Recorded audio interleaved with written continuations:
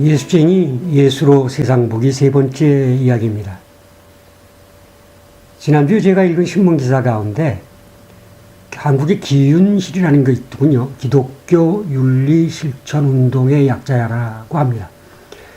그 기윤실이라고 하는 단체에서 조사 발표한 2013년 한국교회의 사회적 신뢰도 여론조사라는 것이 있었습니다. 아무래도 기독교 윤리실천 이렇게 나갔으니까 기독교 단체겠죠.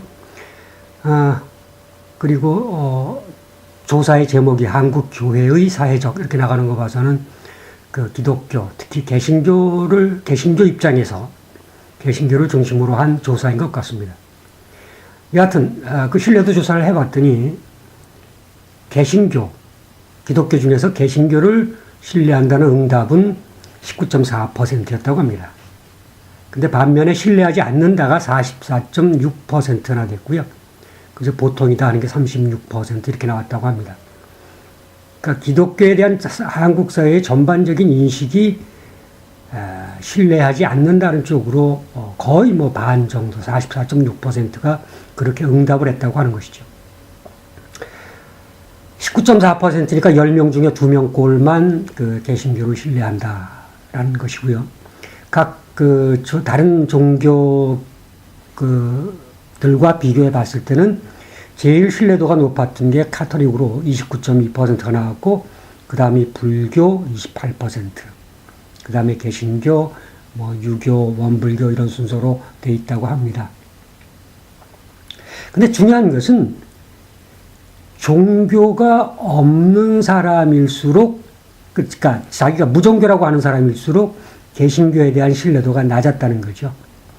나는 종교가 없다고 응답한 사람들 가운데 그 신뢰도를 조사해 보니까 캐톨릭이 제일 높아서 32.7%고, 그 다음에 불교가 26.6%, 개신교가 8.6%로 나타났다는 겁니다. 그 신뢰도가 전체 종교인 무종교나 종교를 가지고 있는 사람들 전체보다도 종교가 없을수록 개신교에 대한 신뢰도는 거의 반으로 또 떨어지는 거예요. 그런데 재밌는 거는 사회 봉사 활동은 개신교가 제일 많이 한다고들 생각을 한다는 거죠. 그게 41%가 개신교가 제일 사회 봉사 활동을 많이 한다고 하는 것인데, 그럼에도 불구하고 사회 봉사 활동에 대한 또 평가도, 그러니까 봉사 활동이 사회에 도움이 되느냐라는 응답에 그렇다고 하는 것이 개신교가 제일 높습니다. 그러니까 어찌 보면 실제 일을 하고 있는 것에 대해서는 신뢰도가 높은 반면에 종교 그 자체에 대해서는 신뢰도가 낮다, 이렇게 저희가 읽혀졌습니다. 그러면서 그렇다면 이 개신교의 신뢰를 높일 수 있는 방법, 개선점 이런 거는 무엇을 개선해야 신뢰도를 높일 수 있겠느냐라고 물어보니까 첫 번째가 다른 종교에 대한 아주 배타적인 태도를 고쳐야 된다 하는 게 약 4분의 1, 24%가 됐습니다. 그 다음에 교회의 재정 투명도를 높여야 되고, 특히 교회 지도자들이 21%에 속한 사람들이 교회 지도자들이 바뀌어야 된다는 이야기. 그 다음에 교회 성장제일주의를 버려야 된다. 또 교인들의 삶이 바뀌어야 된다는 것이 13% 순으로 이렇게 순서대로 제가 읽어봤습니다.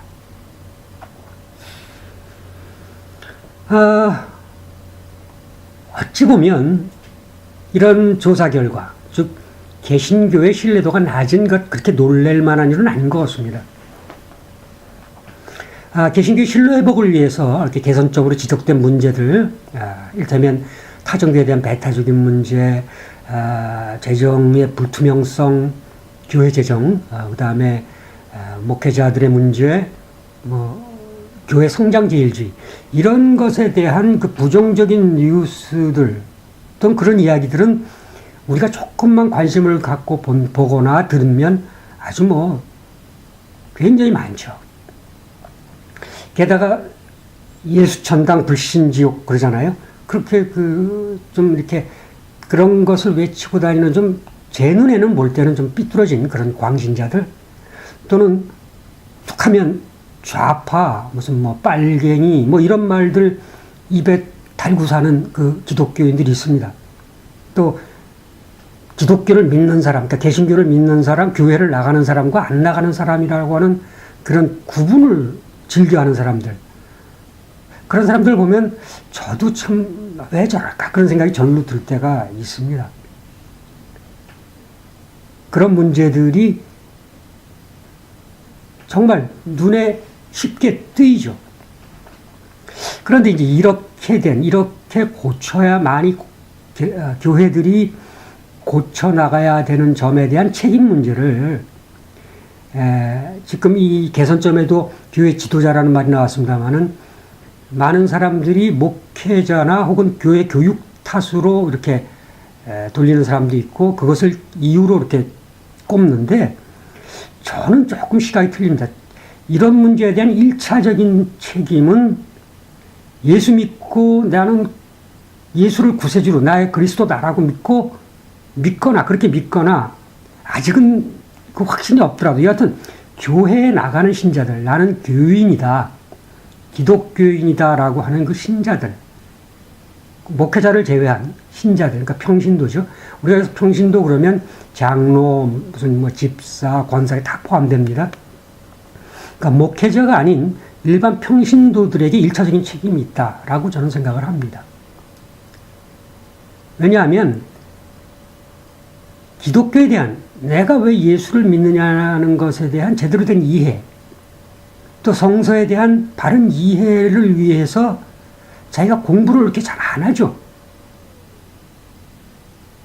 그리고 주로 축복에만 매달리는 그런 신자들이 많기 때문에 그런 평신도들이 많기 때문에 교회가 이런 식으로 흘러왔다라고 생각을 합니다. 목회자들도 그런 신자들을 쫓아가는 거죠. 오늘날 수많은 교회에서 툭하면 일어나는 그 목회자들하고 신자들 사이의 갈등들을 볼 수 있습니다. 제 자신이 뭐 60년을 교회를 다녔지만 어릴 때 뭐 이렇게 기억이 안 나는 순간은 빼놓고 거의 60년 그러니까 저는 이제 모태 신앙인데 60년을 다니면서 교회는 딱 두 군데를 다녔습니다. 딱 교회 한국에 있을 때 교회 하나, 미국에 와서 교회 하나. 한국에서는 장로교 통합직의 교단에 속한 교회를 33년 다녔고 그리고 이제 한 교회입니다. 교회 한 군데를 33년을 다녔고 미국에 이민 와서 그 당시 제가 지금 살고 있는 이곳에는 장로교회가 없었습니다. 한인교회로서는 유일하게 감리교회가 있어가지고 미국 연합 감리교단에 속한 감리교회가 하나 있어서 감리교회를 나가게 됐고요. 마침 또 저희가 살고 있는 집 근처에 여기가 이 펜실베니아하고 이 델라웨어가 퀘이커 교도들이 자리를 잡은 곳입니다. 그래서 주변에 그 퀘이커 교도들의 모임 이 이렇게 있습니다. 저희 집에서도 바로 뭐 드라이브에서 한 5분 정도 거리에 그 퀘이커 모임이 있어서 가끔 이따금 거기를 나가본 적은 있습니다만은 교회는 제가 감리교단에 속한 교회에 다니고 있습니다. 그 두 교회를 통해서 많은 목회자들을 제가 거쳐간 목회자님들 보죠. 또 그 사이에 일어났던 여러 가지 일들. 근데 이 교회뿐만, 제가 다니던 두 교회뿐만 아니라 많은 교회에서 목회자와 신자들 사이에 갈등이 있습니다. 그런데 자세히 그 갈등을 들여다보면 어떤 의미에서 신자들의 책임이 더 무겁다는 것은 그렇게 더 무겁다. 신자들의 책임이 더 크다라는 것이 제 생각입니다. 왜냐하면 서로 사이가 좋을 때, 그러니까 신자와 목회자와 사이가 좋을 때는 이 신자들이 목회자를 신의 반열에 올려놓습니다. 마치 신인 것처럼. 기름받은 종이다 그러면서 당연히 신자들은 그래야 된다고 생각하고 복종을 하죠. 관계가 좋을 때입니다. 그러다 그 관계가 엇나가서 삐걱거리게 되면 목사라는 사람이 저런다. 훈훈하면서 이제 사태질도 가고 이제 꼴 사나운 일이 생기게 되는 거죠. 그러니까 따지고 보면 애초부터 목회자도 사람이고 신자도 사람이거든요. 목회자가 신자를 하나님 나라에 들어가게 보장해주는 그런 사람이 아니거든요. 그러니까 그런 그 처음부터의 관계, 서로의 부족함을 서로 인정하고 알고 하나님 나라를 향해서 믿고 하나님 나라를 향해서 또 오늘 우리가 사는 이 땅에서 하나님 나라를 건설하는데 더불어 함께 도와주면서 가는 관계다. 이렇게 관계를 설정해 놓고 시작을 해야 되는데 목회자가 나의 목자다. 뭐 이런 식의. 그러니까 나는 쫓아만 가면 된다. 관계가 좋을 땐 그렇죠. 그래서 나빠지면 나쁜 거죠. 그러니까 서로가 사람임을 인정하고 서로가 공부를 더불어 함께 해야 됩니다. 성서 공부도 마찬가지고요. 신앙 공부도 저는 그렇게 생각을 하지요. 우리가 보통 뭐 깨어있는 시민이 민주주의 사회의 근간을 이룬다 뭐 그런 얘기 하잖아요. 깨어있는 시민이 되어야 된다. 우리가 살아가는 사회가 바른 사회, 건강한 사회, 민주주의 사회로 나아가려면 그 시민이 깨어있어야 한다는 얘기 하잖아요. 똑같습니다. 제 생각에는 교회가 건강하려면 건강한 교회가 되려면 반드시 평신도들이 깨어 있어야만 합니다. 지난 약 한 반세기에 걸쳐 일어났던 한국 개신교의 그 부흥, 쭉 부흥해 왔거든요. 그 부흥의 원인을 가만히 보면은 그 중에 하나는 믿으면 복 받는다라고 하는 어떤 그 축복신앙이었습니다. 이 운동, 축복신앙운동이라고 저는 보는데 축복신앙운동이 오늘날 한국교회가 그것이 뭐 한국에 있는 한국교회도 마찬가지고 이 미국에 있는 한인교회들도 마찬가지입니다. 그 저변에는 축복신앙이라고 하는 그런 측면이 교회를 엄청스럽게 교회가 성장해온 하나의 주요한 요인 가운데 하나였습니다. 더더군다나 이런 신앙운동이 1960년, 70년대를 넘어가면서 박정희라고 하는 박정희 대통령이 잘 살아보세라고 하는 어떤 그 사회적인 캐치프레이즈를 내걸었고 강드라이브를 걸었잖아요. 한 18년 동안. 그러니까 거기 잘 살아보세라고 하는 그런 사회적 분위기, 그것과 맞물렸죠. 그러면서 교회 성장제일주의가 나타나게 된 거고요. 그것이 교회 성장주의나 또는 믿어야 잘 산다는 그런 모습들이 오늘날 한국교회의 모습으로 정착되어 왔다라고 생각을 하는 것입니다. 그리고 거기서 이제 드러나게 되는 것이 최근 몇 년 사이에 지금 한국의 개신교들이 성장이 멈춘 것뿐만 아니라 성장이 낮아진다. 그러니까 뒤로 이렇게 더 낮아진다. 이런 이야기들이 나오지 않습니까? 이번에 기윤실 조사 발표, 그 기사 역시도 바로 그런 오늘날 한국교회의 솔직한 모습이 아닐까 하는 생각을 해봅니다. 그런데 가만히 사실 이렇게 따져보면은 이런 축복신앙이라는 것이 개신교에만 있는 것은 아니거든요. 모든 종교가 다 가지고 있죠. 어느 종교나 다 믿으면 축복받는다는 것이 어떻게 교회만 얘기하는 것은 아니죠.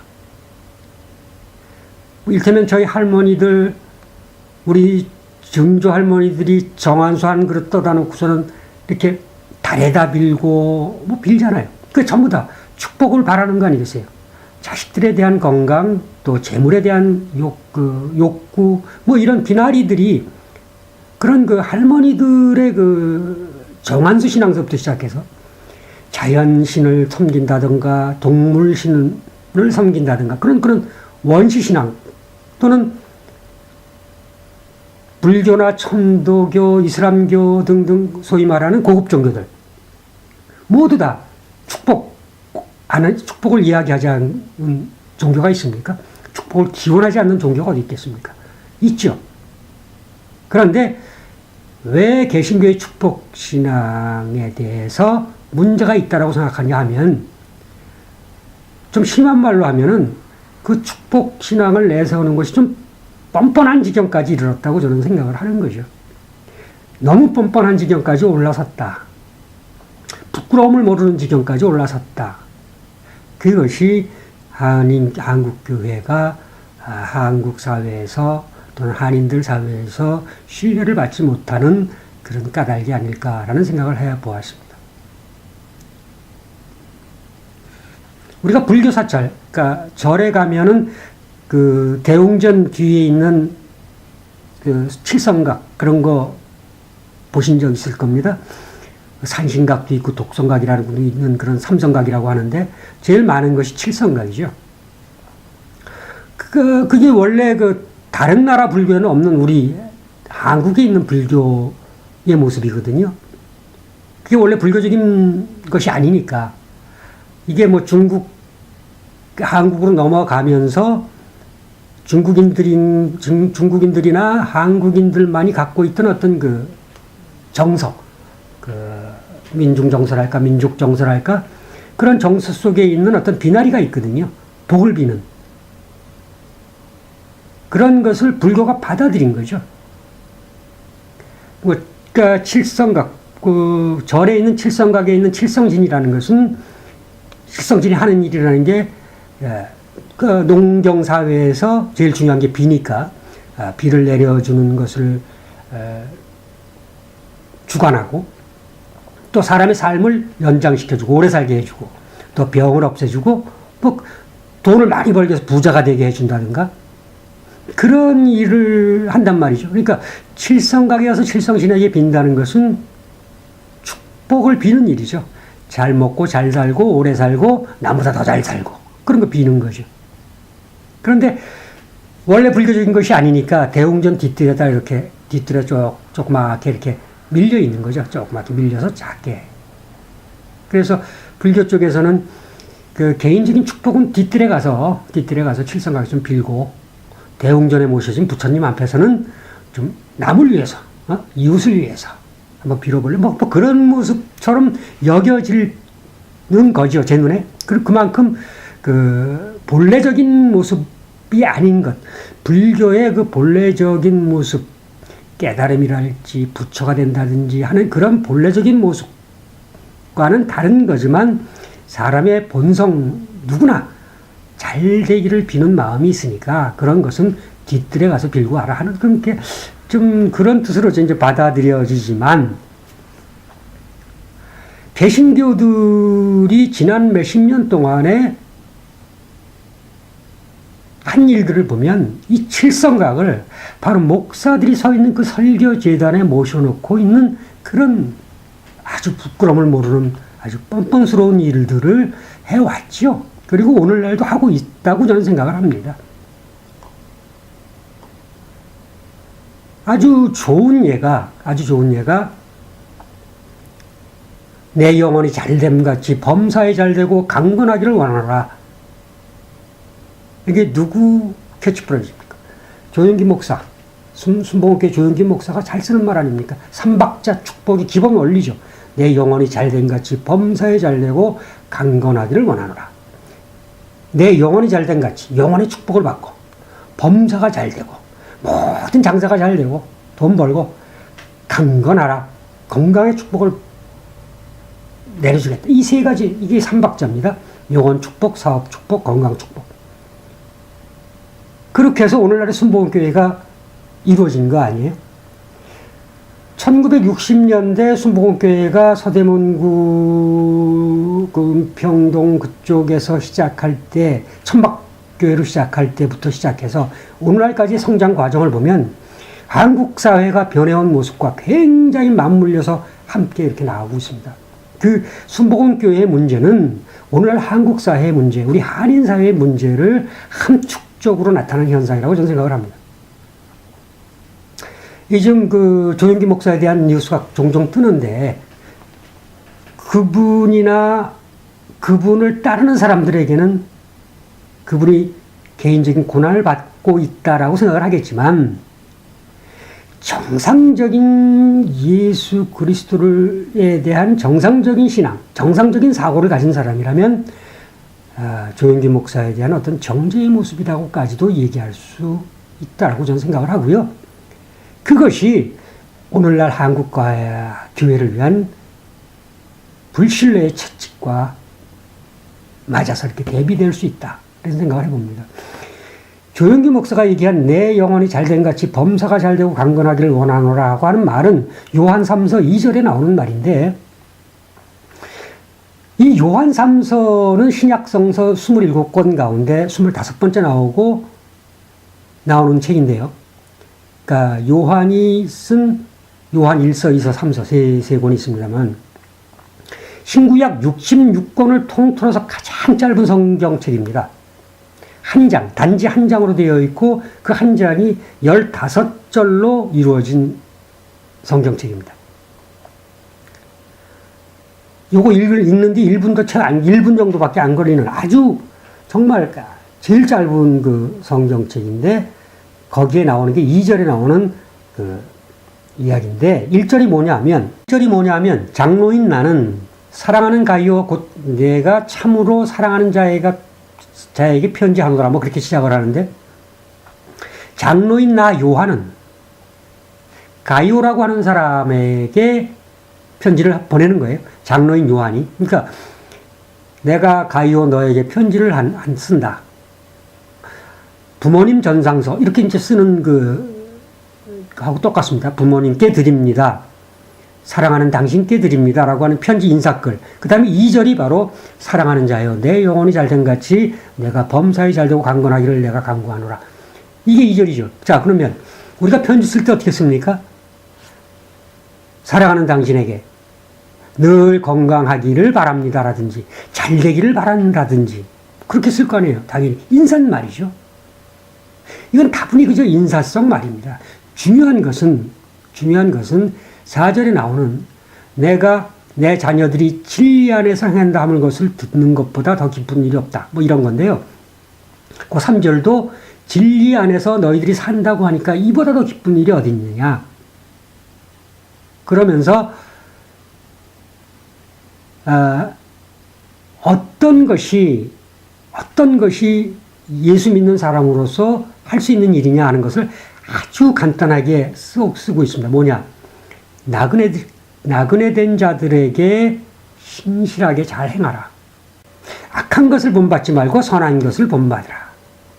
선을 행하라. 악을 행하지 말라. 뭐 이런 아주 단순한 그 가르침 몇 줄. 그 다음에 마지막 내가 너를 14절에 보면 너를 빨리 만나길 바란다 하는 그런 편지입니다. 짧은 편지 내용의 첫 번째 인사말을 가지고 이 삼박자 축복의 원리를 만들어낸 것이죠. 사실 어떻게 보면 조영기 목사의 삼박자 축복이라고 하는 그 축복 신앙은 우리 한국인들이 그 전통적으로 사실 이 불교에서 칠성각이 드러나게 이렇게 각 절마다 이렇게 많이 들어서게 된 것은 조선시대 중반 후기, 그러니까 임진왜란 등의 그 여러 가지 사회적으로 어려움을 겪으면서 그런 그 고통 속에서 헤어나는 바람, 그런 고통 속에서 헤어나서 내가 좀 복받으면서 살 수 있기를 원하는 그런 바람, 그런 것들이 나는 그런 시대에 불교의 그 칠성각이 자리를 잡기 시작합니다.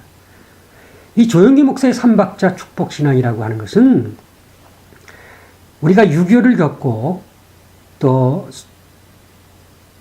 일제와 6.25 해방, 6.25를 겪으면서 1960년대 이제 산업화가 막 일어나던 시점에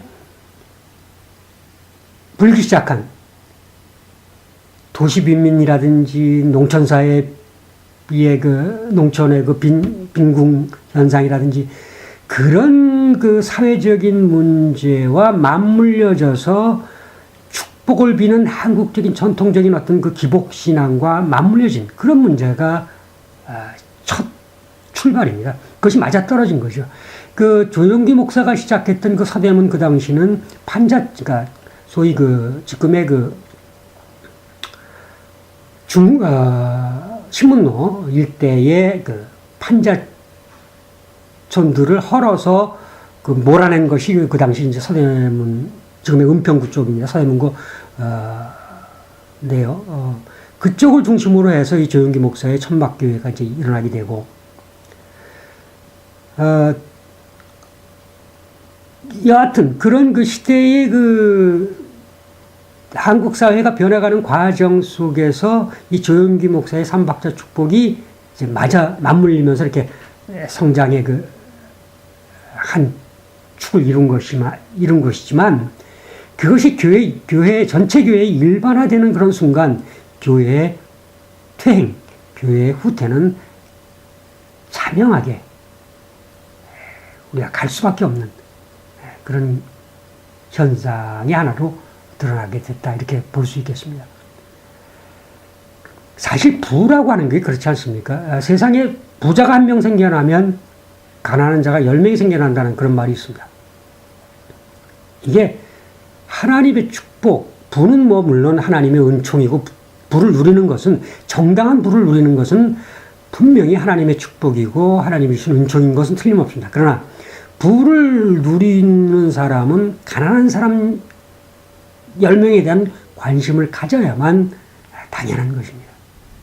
이제 그런 문제 없이, 그런 해결함이 없이 부, 잘 사는 것, 잘 되는 것, 축복, 이것만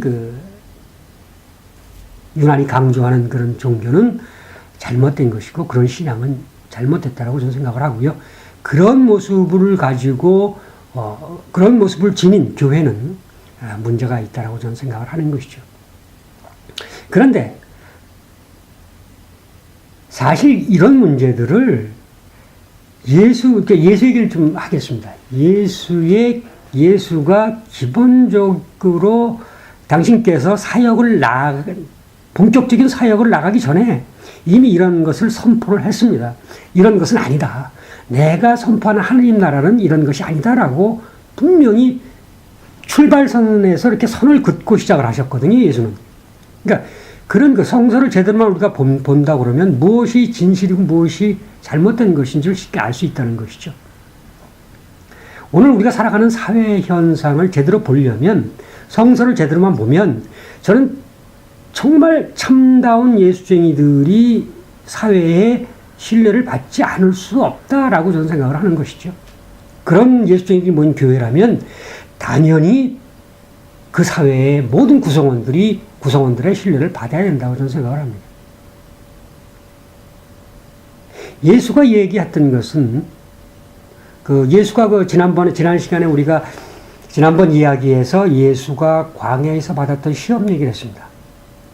첫 번째 시험은 돌로 떡을 만드는 것을, 돌로 떡을 만들려고 하는 마귀의 유혹, 사탄의 유혹을 예수가 걷어찬 것에 대한 이야기를 했고요.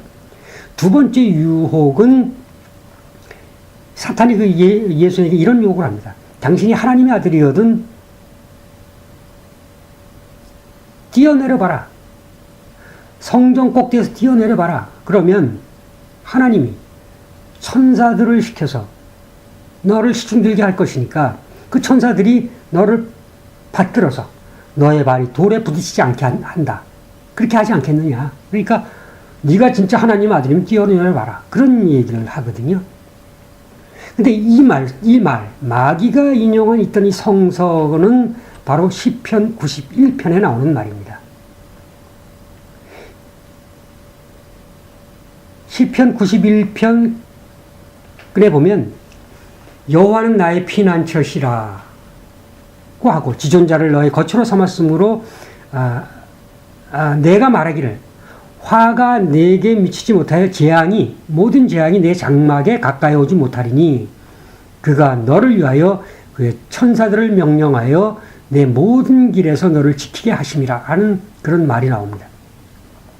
시편 91편 9절에서 12절 사이에 나오는 얘기인데, 사실은 그것뿐만 아니라 이 시편 91편 전체가 16절로 이루어진 그 91편 전체가 하나님이, 여호와 하나님이, 야훼 하나님이 너를 지켜서 너는 정말 손톱 끝 하나도 다침이 없다. 보면은요, 어떤 전염병이 와도 또 어떤 그러니까 어떤 덫이 네 앞에 있더라도 다른 사람은 다 걸려 넘어져도 너는 걸려 넘어지지 않는다. 또는 어떤 재앙이 와가지고 내 옆 왼쪽, 네 왼쪽에 있는 1000명이 그냥 쓰러져. 네 옆 오른쪽에 있는 10,000명이 죽어. 그럼에도 불구하고 너는 지켜준다는 것이 이 90편, 91편의 내용입니다. 바로 뭐죠? 축복신앙입니다. 축복신앙의 핵심이죠. 이제껏 제가 얘기해왔던 축복신앙의 핵심이 시편 91편의 이야기입니다. 마귀가 그걸 들고 얘기를 합니다. 예수에게. 네가 하나님의 아들이면 모든 축복이 내게 임할 텐데 떨어져 본들 하나님이 널 지켜주지 않겠느냐라고 하는 이야기죠. 바로 축복신앙을 가지고 마귀가 예수를 시험을 합니다. 그럴 때 예수의 응답이 뭡니까? 너의 하나님을 시험하지 말라. 떠보지 말라. 하는 것이 예수의 응답입니다. 그런데 예수도 사탄의 그 유혹에 예수가 응답한 그 말씀도 역시 구약에 나오는 이야기입니다. 구약 신명기 6장 16절에 나오는 말인데, 그 배경은 뭐냐면, 모세가 히브리족을 이끌고 이제 광야로 나오지 않습니까? 나와서 배고프니까 하나님한테 배고프다고 하니까 만나를 내려주고요. 목마르다고 하니까 물을 또 내려주죠. 그 배경 속에서 이 하나님을 히브리족들이 하나님을 시험해보는 그런 거거든요. 물을 달라 할 때. 그러니까 그런 것을 시험하지 못한다고 하는 것이 이 신명기 6장 16절에 나오는 이야기입니다. 자, 이건 무슨 이야기인고 하니,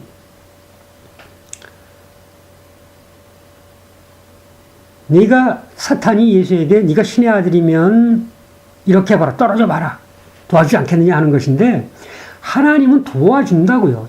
도와준다는 얘기예요. 하나님은 사람들의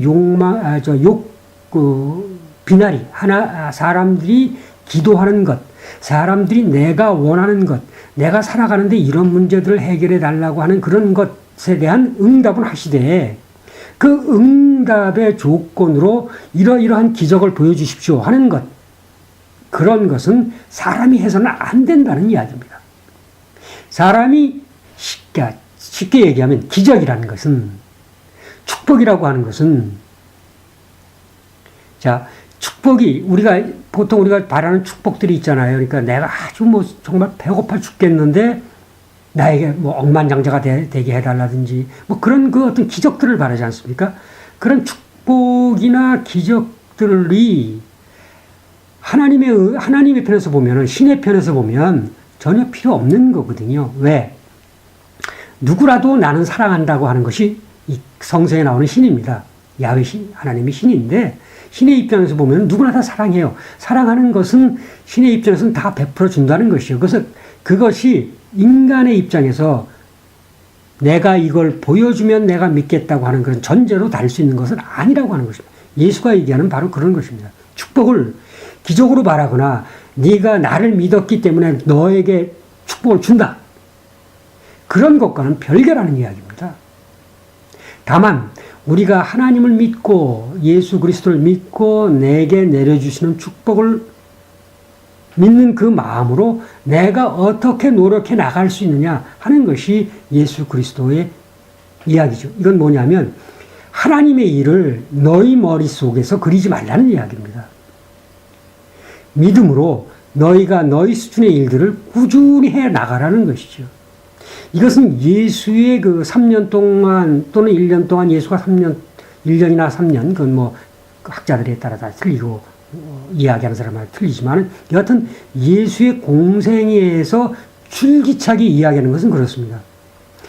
확실하게 내가 너희들에게 나를 믿으면 구원을 주고 하나님의 나라에 더불어 함께 살 수 있는 권리를 주는데 그것은 곧 신이 할 수 있는 이야기라는 것이죠.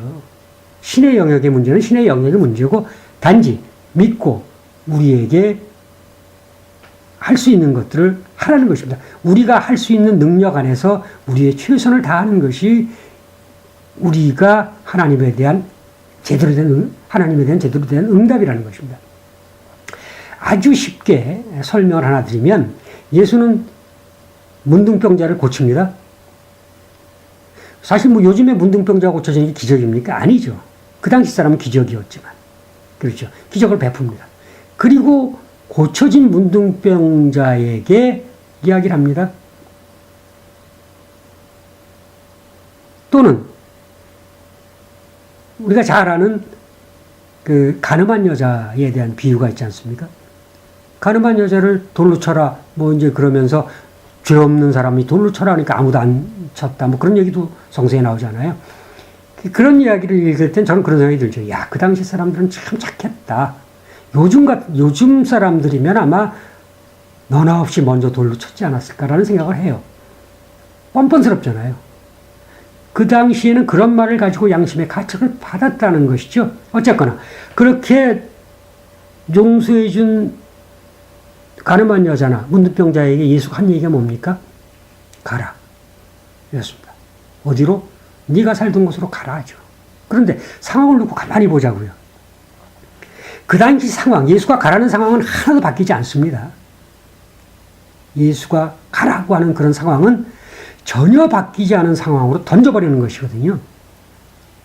가늠한 여자가 간 곳은 그가 같이 살아가야 될 사람들은 끊임없이 그녀가 죽을 때까지 그녀를 향해서 저 여자는 가늠한 사람이었다라고 손가락질하고 살았을 것입니다. 그 삶의 현장으로 들어가서 네가 기쁘게 살라고 하는 것이 예수였습니다. 굉장히 중요한 것인데 무조건 축복을 바라는 것은 참된 신앙은 결코 아니라는 것이죠. 예수가 그런 것을 원치도 않았다는 것입니다. 그것을 선을 분명히 그었습니다. 축복을 주고 너에게 만사 형통하고 너에게 건강을 주고 너에게 오래 살게 하고 무슨 자손 대대로 살게 하고 하는 축복과 은총은 여호와 하나님의 것이지만 네가 인간이 그 영역을 범해서는 절대 안 된다. 어떤 기적을 보여달라. 내가 그렇기 때문에 너를 믿는다. 하나님을 믿는다. 내가 하나님을 믿기 때문에 이건 반드시 와야 된다. 그런 엉뚱한 소리는 하지 말라고 하는 것이 예수가 그의 공생애를 시작하는 그 출발선상에서 분명히 선을 그었던 얘기입니다. 그러므로 오늘날 한인 교회들이 축복을 앞세워서 교회를 성장해왔던 모습들 돌아보고 회개해야 마땅하고요. 예수 그리스도를 참되게 믿는 예수종이더라면 내게 뱉는 축복과 신앙을 그런 속성은 있지만 그것을 앞에 내세워서 그것이 마치 신앙인 양 하는 것은 아주 잘못된 것이라고 저는 생각을 한다는 것이죠.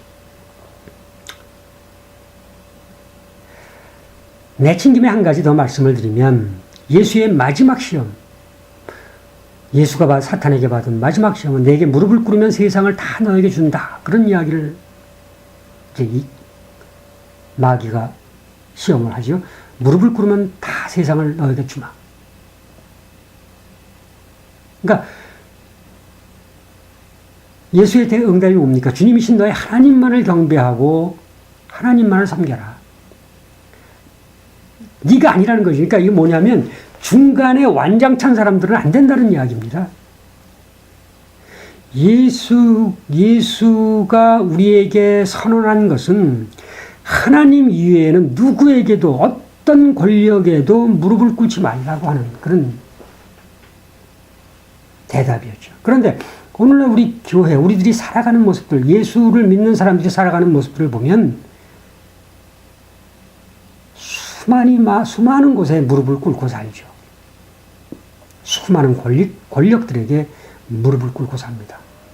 그리고 그런 우리가 무릎을 꿇고 사는 것은 어찌 보면 신이 아니라 완장천 중간자들에게 우리가 무릎을 꿇는 그런 것들을 많이 볼 수가 있죠. 참 오늘날의 그 한국 뉴스를 가끔 보면은 왜 이렇게 1970년대가 생각나는지를 모르겠습니다. 저는 1970년대에 요즘에 이야기를 마치기 전에 이제 한마디 더 하죠. 한국의 지난주 중에 제가 보았던 이석기 뭡니까? 무슨 당이죠? 진보당인가요? 여하튼, 당의 이석기 전 의원인가? 지금 어떻게 됐는지 모르겠습니다만, 하여튼, 그 친구의 어떤 재판 과정, 이런 것을 보면서,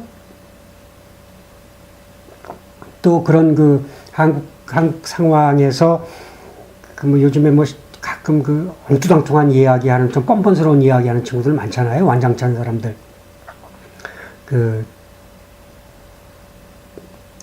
이름 잘 기억 안 납니다만, 완장질하는 사람들을 종종 이렇게 봐요. 그런 것을 보면은 1970년대 소설들 생각나요. 특히 윤흥길의 완장이라고 하는 소설, 또 같은 작가가 쓴 9켤레 구두로 남은 사내, 그런 윤흥길이 쓴 9켤레 구두로 남은 사내, 그런 소설들이 생각이 나곤 합니다. 어떻게 1970년대 상황이 2014년 오늘날 똑같이 이렇게 반복되어서 일어날까? 참 답답할 때가 있어요. 이석기를 보면은 그가 경기 동부 그런 이야기를 하잖아요. 근데 제가 한번 기사를 한번 쭉 보니까 그 친구가 경기도 성남 출신으로서 성남에서 일어난 1971년 성남에서 일어난 소위 광주, 그 당시에는 이제 광주 대단지 폭동 이렇게 나왔습니다만은 그것을 폭동으로 정의하는지 사건으로 정의하는지는 또 보는 사람마다 틀리겠지만 저는 그 당시에 이제 고등학교 3학년이었는데 그리고 제가 성남을 갔던 것이 73년도에 경기도 성남에 가봤었는데, 참 아픈 역사죠. 정말 우리 세대가 살아온 아픈 역사입니다. 그런 아픈 역사의 고리들이 2013년 오늘까지 이어져 오고 있는 것이거든요. 모든 역사라는 게 그렇지 않습니까? 그 역사를 제대로만 잘 되돌아보고 곱씹어 보면은 오늘날 박근혜도 없을 것이고, 오늘날 이석기도 없을 것입니다. 보다 나은 사회로 진전되었어야 된다고 생각을 하죠. 그런데 그런 역사적인 우리들의 경험들을 제대로 곱씹지 못하고 제대로 정리하지 못하면서 이렇게 나가면은 결국 우리 지금 이석기 그 친구가 몇 살입니까? 한 40, 50 됐습니까? 우리들 20대 아이들이 또는 우리들이 이제 우리 고손들이 똑같이 지금으로부터 120년 전에 경험한 그런 갑오동학혁명서부터 이 광주 대단지 사건 이런 것들이 맞물려서 앞으로도 계속 일어날 수 있는 가능성이 있다는 것입니다. 그러므로 예수 믿는 사람들은 내가 진짜 참 예수님이 되려고 하면 우리들이 살아온 과정들, 우리들이 지나간 역사들을 하나님 앞에서 제대로 곱씹어 볼 필요가 저는 있다고 생각을 합니다. 1971년도에 성남에서 사건이 일어났던 것은 1960년대에 서울에 살던, 특히 청계천에 살던 도시 빈민들이 밀려나갑니다. 성남으로. 한 10만 명이 나가는데 전혀 무슨 뭐 도시로서의 기본적인 근간, 그러니까 뭐 교통이라든지 무슨 시장이라든지 10만 명이 살 수 있는 그런 곳이 못 됐습니다. 그런데 무작정 밀어놓죠. 그런 이야기들이 그 윤원길이가 쓴 9켤레 구두로 남은 사내라고 하는 소설에 잘 나와져 있습니다. 이제 그런 것에 대한 하나의 그 사회적인 반항이랄까, 반항도 아니죠. 그 뭐 정말 내 눈앞에 닥친 어려움을 토로하는 과정에서 드러난 사건들입니다. 그러니까 정부가 결국은 사과를 합니다. 3일 만에 사과를 하지만 결국 그 주동자들은 또 다 잡혀 들어가서 고초를 당했죠. 그런 일들이 그런 과정 속에서 커온 사람 중에 하나가 이석기 아닙니까? 이석기라고 하는 사람이 그의 정신세계, 저는 사실 2014년 현재 이석기 스타일의 사람들이 살고 있다는 한국 사회가 참 불행한 사회라고 생각을 합니다. 그러나 그런 사회를 만든 것은 그런 그 사람을 만든 것, 그런 그 사고를 가지고 있는 사람들을 만들어낸 것은 결국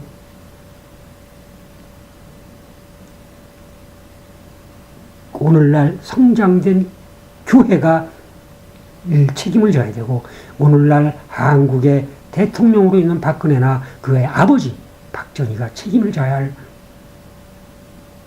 1차적인 책임을 져야 할 부분들이 있는 것이죠.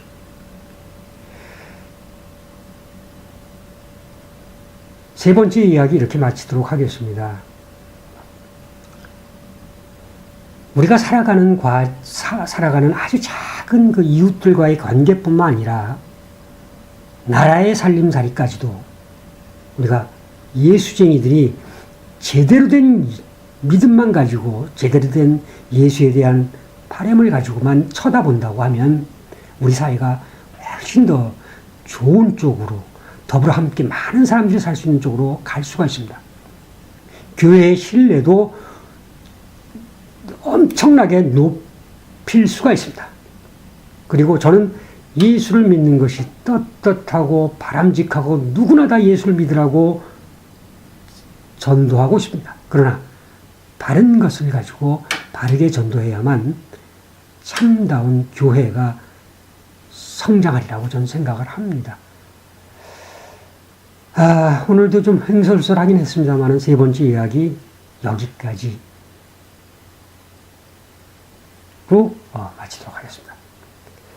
자, 세 번 또 테스트네요. 좀 언젠간 잘할 때가 있겠죠. 자, 들어주셔서 감사합니다.